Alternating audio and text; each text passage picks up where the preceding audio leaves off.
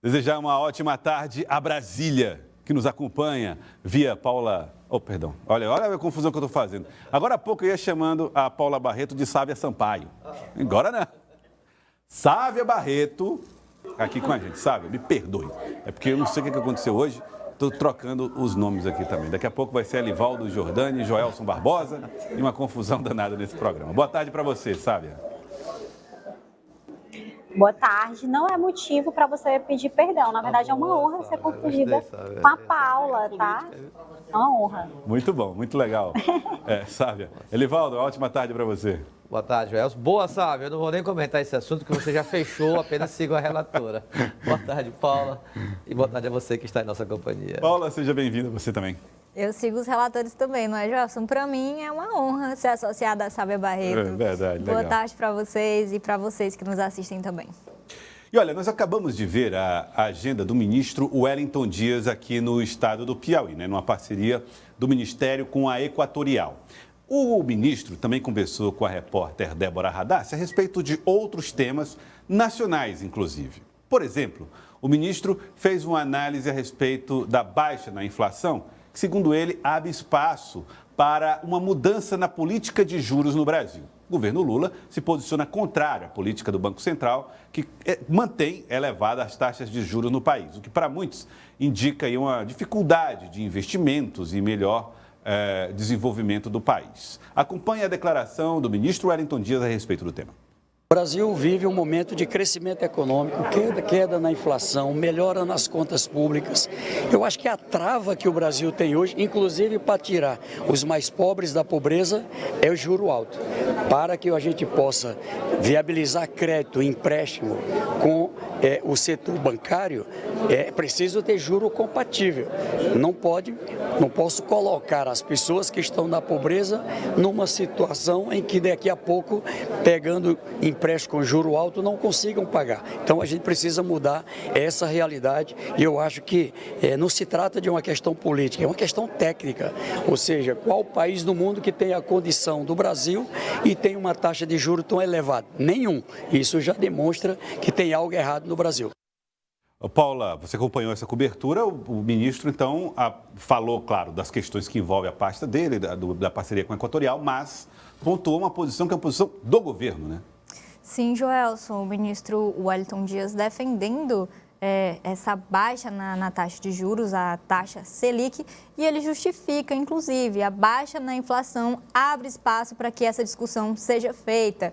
O Comitê de Política, o Copom, Política Orçamentária, fez reuniões, a gente acompanhou aqui com a Sávia já no mês de maio e manteve o nível dessa taxa. Uma nova reunião está marcada ali para os dias 20 e 21 de junho e se espera que haja uma alteração nessa taxa no sentido do que o ministro Wellington Dias defende, que é a diminuição dos juros, principalmente para esse consumidor mais pobre no Brasil.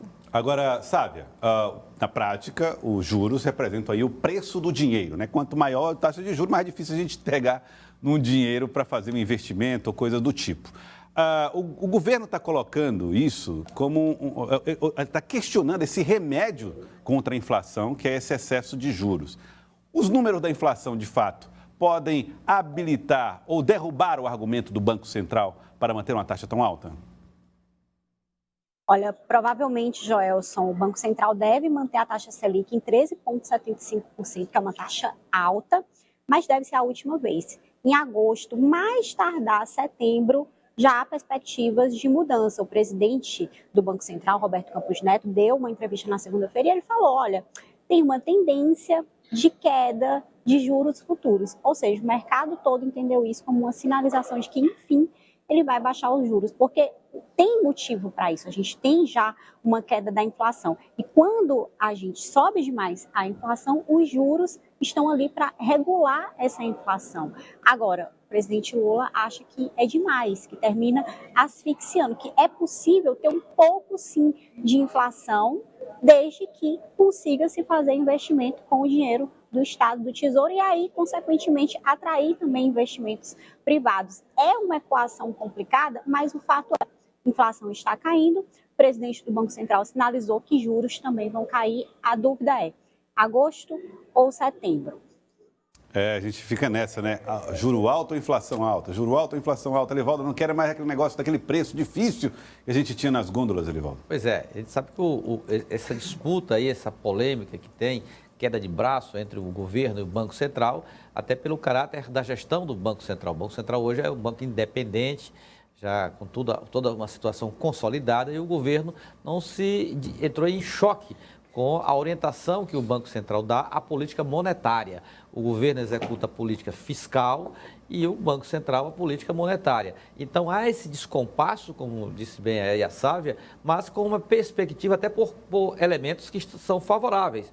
Uma inflação com tendência de quedas, são os indicadores mais recentes, e também o governo sinalizando para o dever de casa com o arcabouço fiscal já na fase final de tramitação no Congresso. Então, isso são fatores que, integrados, criam um quadro, Joelson, favorável na economia para fundamentar uma decisão do Copom, que é um órgão vinculado ao Banco Central, de começar uma tendência de redução na taxa Selic, que é a taxa básica de juros.